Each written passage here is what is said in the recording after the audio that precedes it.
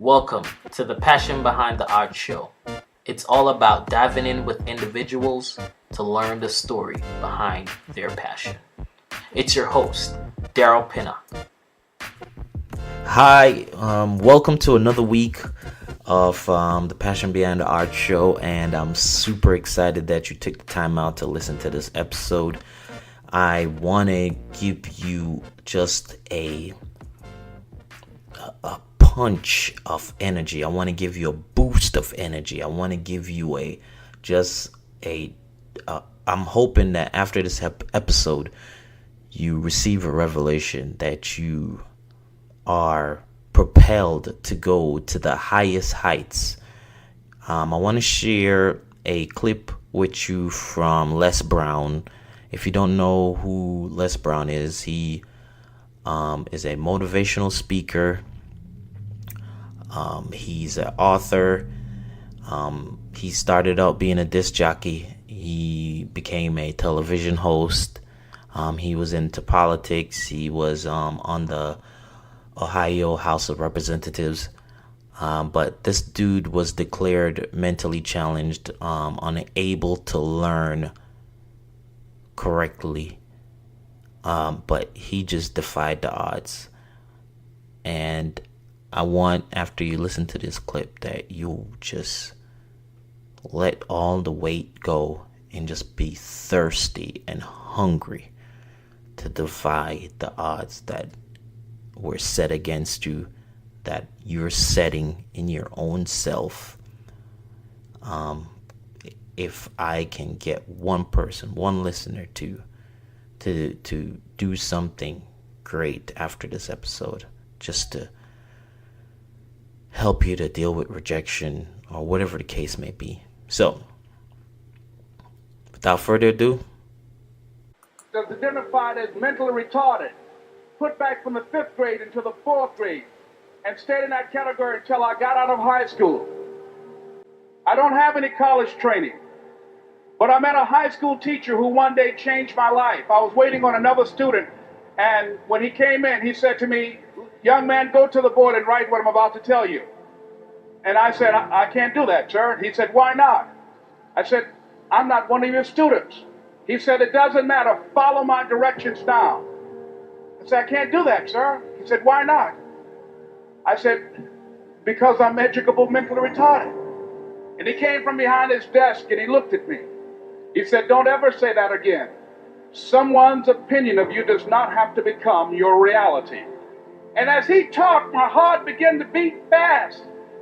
Tears began to run down my eyes, and I was in the back just listening to him, because the speech he was giving, that speech was for me. And he said, "Les Brown," he said, "if you want to do anything worthwhile in life, you've got to be hungry." I told Mr. Washington I wanted to become a disc jockey. And so I started working to develop myself. He said, "I want you to practice every day being a disc jockey." I said, "But I don't have any job now." He said, "It doesn't matter." He said that it's better to be prepared for an opportunity and not have one than to have an opportunity and not be prepared. And as I was working to develop myself, I applied for a job as a disc jockey, WMBM on Miami Beach. I went to a guy named Milton Butterball. I said, "How you doing, Mr. Butterball? I'd like to get a job as a disc jockey." He looked at me, he said, "Do you have any broadcast background?" I said, "No, sir, I don't." "Do you have any journalism background?" I said, "No, sir, I don't." He said, "We don't have any jobs available." I said, "Yes, sir." I went back to Mr. Washington and I told him. He said, "Don't take it personally." He said, "Most people are so negative, they will have to say no 7 times before they say yes." He said, "Go back again." So I went back again. I said, "How you doing, Mr. Butterball? My name is Les Brown." He said, "I know what your name is. What do you want?" I said, "I'd like to know whether or not you have any jobs as a disc jockey, sir." He said, "Didn't I just tell you yesterday we didn't have any jobs?" I said, "Yes, sir, but I know whether or not somebody got laid off or somebody was fired, sir." He said, "No one was laid off or fired. Now get on out of here." I came back the next day like I was seeing you for the first time. I said, "Hello, Mr. Butterball, how are you?" He looked at me with rage. He said, "Go get me some coffee." I said, "Yes, sir." And I went to get him some coffee. After a while, I would give them lunch and dinner, and I would go in the control rooms and take the disc jockeys their food, and I would not leave until they would ask me to leave. One Saturday afternoon, while I was at the radio station. A guy named Rock was drinking while he was on the air. I was the only one there, looking at him through the control room windows, walking back and forth, young, ready, and hungry. Pretty soon the phone rang and it was the general manager. And I answered the phone. I said, hello? He said, Les, this is Mr. Klein. I said, I know. He said, Rock can't finish his program. I said, I know. He said, would you call one of the other DJs in? I said, yes, sir. I hung the phone up. I said, now he must think I'm crazy. I called my mom and my girlfriend, Cassandra. I said, y'all turn up the radio and come out on the front porch. I'm about to come on the air. I waited for about 20 minutes. And I called him back. I said, Mr. Klein, I can't find nobody. He said, young boy, do you know how to work the controls? I said, yes, sir. He said, go in there and don't say nothing here. I said, yes, sir. I couldn't wait to get behind those controls. I put on an old Stevie Wonder record called Fingertips. I sat down behind that turntable. I said, look out, this is me, LB, Triple P. Les Brown, your platter playing Papa. There were none before me, and there will be none after me. Therefore, that makes me the one and only. Young and single and love to mingle, certified, bona fide, indubitably qualified to bring you satisfaction, a whole lot of action. Look out, baby, I'm your love man. I was hungry. I was hungry. You got to be hungry. Begin to know that you have greatness within you. And if just one of you here begin to envision yourselves as being blessed and highly favored to reach your goals, if just one of you capture the essence of what that means, that you have greatness within you and a responsibility to manifest that greatness, that you can make your parents proud, you can make your school proud, you can touch millions of people's lives, and the world will never be the same again because you came this way. It was hard, ladies and gentlemen, coming to speak to people. And I was facing financial difficulties in my own life. I was behind on my bills and my dreams, and I'm saying to them, you can live your dream. It was hard, ladies and gentlemen. It was very difficult to pick myself up each day believing that I could do it. There were times that I doubted myself. I used to ask myself, can I do this? And something said within me, you're the one. Don't give up on your dream. By continuing to push forward, by continuing to run toward my dream, that one day I would have my own talk show. It's a long shot, ladies and gentlemen, from Liberty City, an abandoned building on a floor, never knowing my mother or father. It's a long shot. Being here with you today in this dome in Atlanta, it's a long shot. No college training, labeled educable, mentally retarded, but I kept running toward my dream. Don't stop. Don't stop running toward your dream.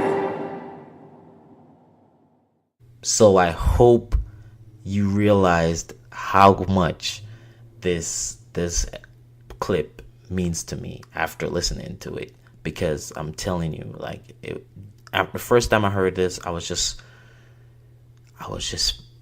jolted with power, and I felt like I could do anything. I felt like I could do anything after it. So you can look him up, read about him. Les Brown, he has a ton of books. He's been around for a while. But just remember, like, this is something I listen to when I experience rejection, when I experience something not working out as I planned, when I experience, like, I feel like fear is creeping up, or just to even push me even more, to remind me not to get complacent, not to get comfortable, but to be hungry. So I hope this does something for you, and I hope it's a blessing, and I hope it really gets you pushing after listening. Thanks for listening to this week's episode. Remember to check us out on iTunes, leave a review. It's very important to the podcast to grow. If you leave a review, it really helps out a lot. I got a few things that I'm trying to work out, trying to build. Episode 100 is coming up, and for episode 50, I did about an 8-hour live stream, 12 guests for episode 50. And episode 100, I'm planning to do something even more crazy. I gotta finalize a few more things, but just go to, that's dpcreates.com/pod100, and you'll learn more and you'll be notified what's going on with episode 100. Also, I have a campaign running. It's coming soon, and I'll be sharing more. But just look out. If you want to be first to know what's going on behind the scenes, discounts on products, just join the newsletter. Go to dpcreates.com to join the newsletter. Thanks again for listening to this week's episode. Be blessed.